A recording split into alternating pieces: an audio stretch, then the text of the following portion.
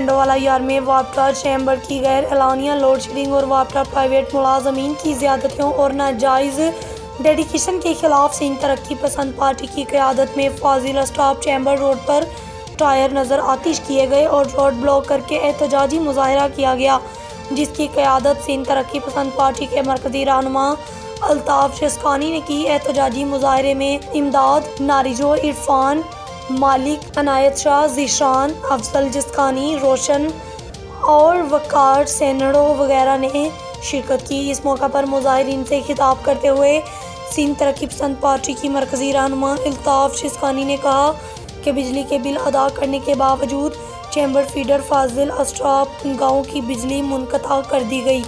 जहाँ के रहायशी हज़ारों रुपए के हिसाब से बिल अदा करते हैं।